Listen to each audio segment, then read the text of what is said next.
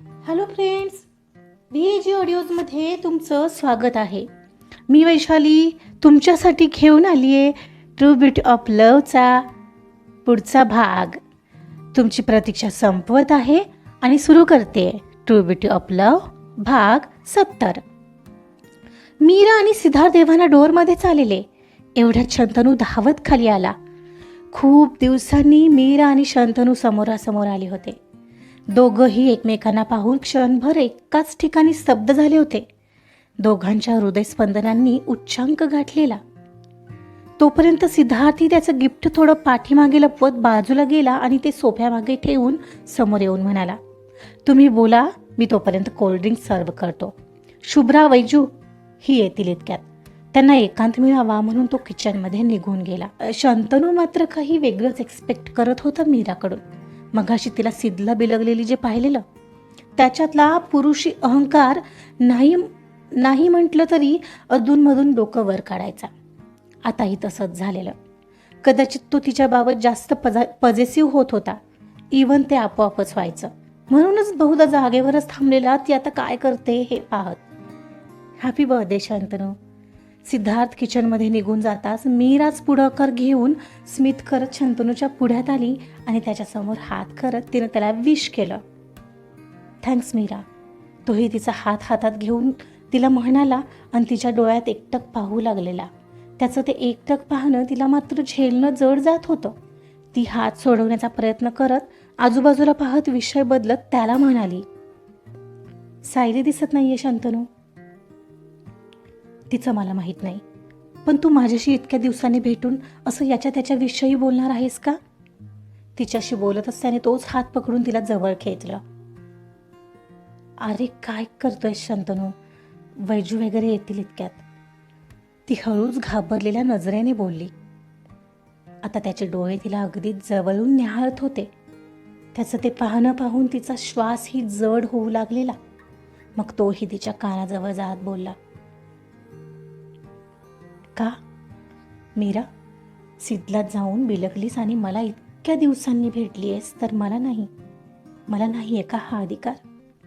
पुढच्या क्षणाला बाजूला होऊन त्याच नशिला डोळ्यांनी तिला पाहू लागला आणि त्याची ती प्रश्नार्थक नजर तिला चांगलीच घायाळ करून चाललेली. त्याच्या डोळ्यात त्या क्षणी तिला फक्त ओढ दिसत होती आणि त्याचा तो भेदक प्रश्न. तिला मगाशी बाहेर घडलेलं आठवलं आणि तिला कल्पना आली की बहुतेक त्याने त्या दोघांना पाहिलं असावं. तत्क्षणी तिला गिल्ट फील झालं. बोल ना आता, तुला आज मला नाही भेटावं वाटलं का असं? आठवते तुझ्या बड्डेला मागच्या वेळी सगळ्यांसमोर मला येऊन बेलगली होतीस. सगळ्यांसमोर मीरा. तो पुन्हा म्हणाला तसं तिने तिची नजर खाली झुकवली. काय बोलतोयस तू हे?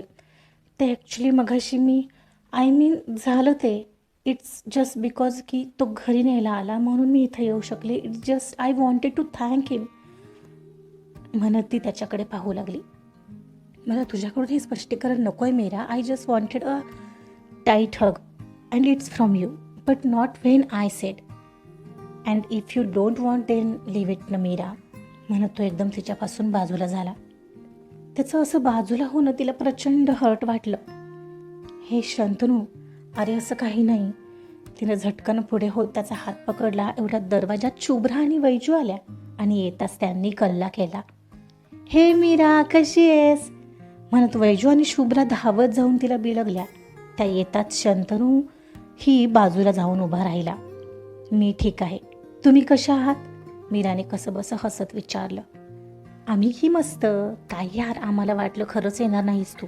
किती वाईट आहेस ग, वैजू बोलत होती. तिचं वैजूला बिलगल्यानंतर शंतनूकडे लक्ष गेलं तर तो तिला नाराजच वाटत होता. एका बाजूला जाऊन त्याच्याच विचारात उभा होता. तिला असं वाईट वाटू लागलेलं. यार, माझ्या हे लक्षात कसं नाही आलं की शंतनूही असं काही एक्सपेक्ट करत असेल. पण ते तर असंच घडून गेलेलं तेव्हाही आणि आताही. त्यात यावेळी माझी असलेली मनस्थिती शंतनूला कशी सांगू?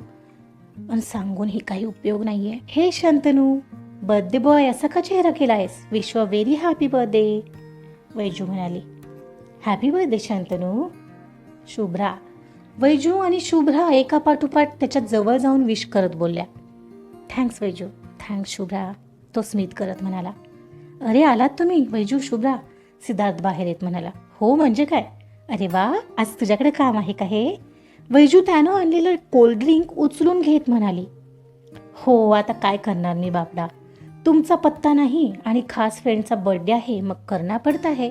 मीरा हे घे कोल्ड्रिंक्स म्हणत त्याने सर्वांना एक एक करत कोल्ड्रिंक दिलं आणि म्हणाला, हे पिऊन घ्या आणि मग केक कट करून घेऊ. चालेल ना शंतनू, सिद्धार्थ शंतनूकडे पाहत बोलला. शंतनू ही मान हलवत म्हणाला. सगळे कोल्ड्रिंकचा आस्वाद घेत होते. मीराचं लक्ष आता सतत शंतनूकडे जात होतं. तो तिच्यावर नाराज झालेला, पण तेवढा अधिकार तर त्याला होताच. त्याला जाण्याआधी भेटून आणि समजावून जावं लागणार होतं, आणि समजावणार तर ती कोणत्या नात्याने होती.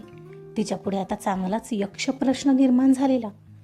सर्वांचं कोल्ड्रिंक पिऊन झालं. चल ना केक कट करूया शंतनू, मीरा शंतनू जवळ येत म्हणाली. शंतनू कसं बस तिला स्मित करत म्हणाला आणि केक ठेवलेला तिथं निघाला. इतक्या दिवसांनी भेटलेली मीरा स्वतःहून त्याला येऊन बिलगेल ही त्याची छोटी अपेक्षा, तीही फेल गेल्यामुळे तो थोडा हिरमुसलाच होता.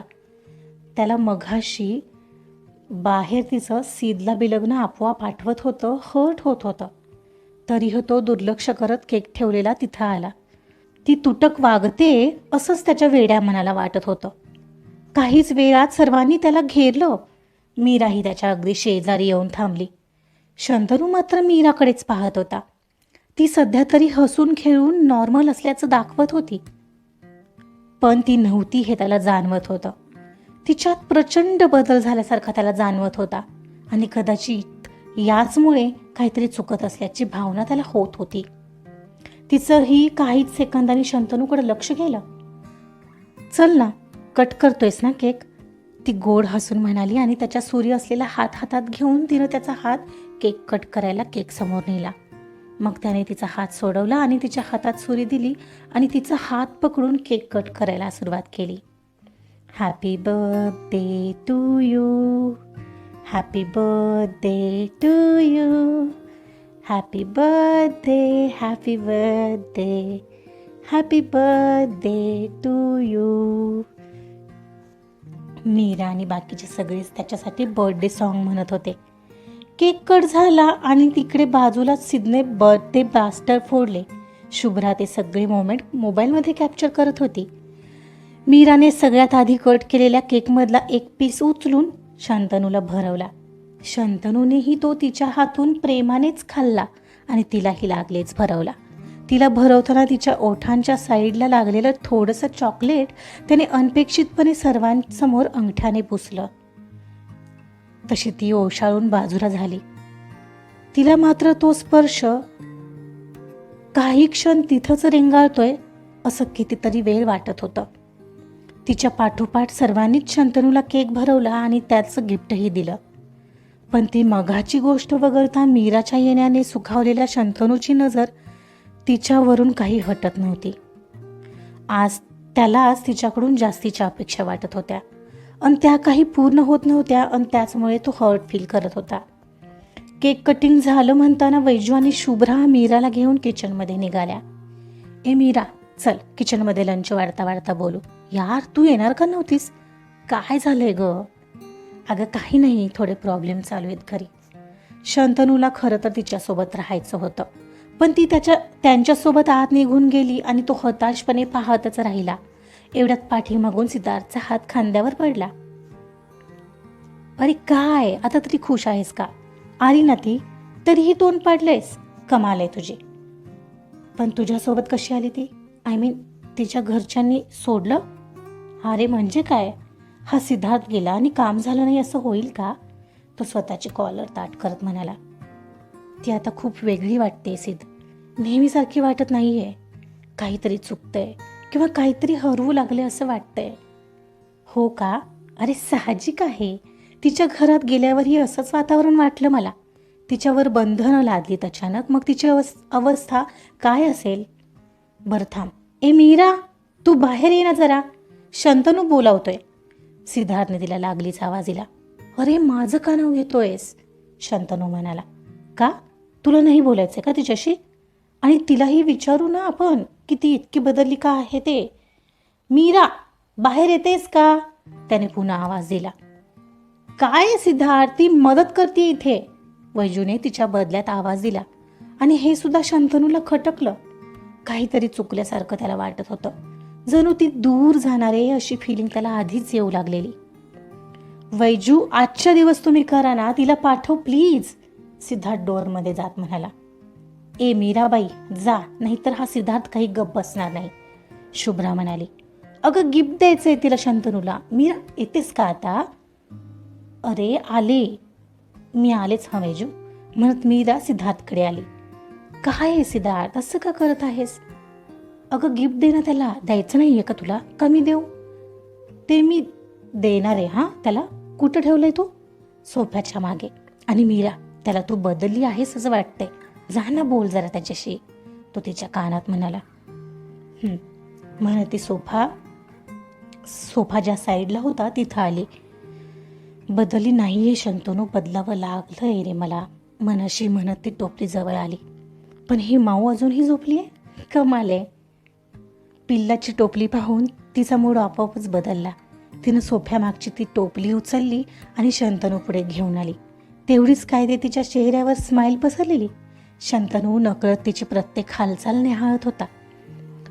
शंतनू, हे आहे तुझं गिफ्ट, माझ्या आणि सिद्धार्थतर्फे. सिद्धार्थने उरलेले पैसे पे केले होते म्हणून ती तसं म्हणाली, पण शंतनूला हे हर्ट होईल हे तिच्या लक्षातच आलं नव्हतं. आणि हे ऐकून त्याला पुन्हा हर्ट झालं होतं की एवढ्यात सिद्धार्थ म्हणाला, ए हॅलो, हे माझ्याकडून नाही आहे, फक्त तिच्याकडून आहे. आणि बघतरी उघडून काय आहे? तो विषय बदलत म्हणाला. शंतनूने बळत स्मित केलं आणि त्यावरचं मऊ लुसलुशीत कापड हटवलं, तर खाली क्यूटचं गोंडस आणि गुबगुबीत मांजराचं छोटं पिल्लू होतं. त्याने झोप चालवल्याने छान आवाज केला आणि ते पाहून शंतनूचा मूड एकदमच बदलला.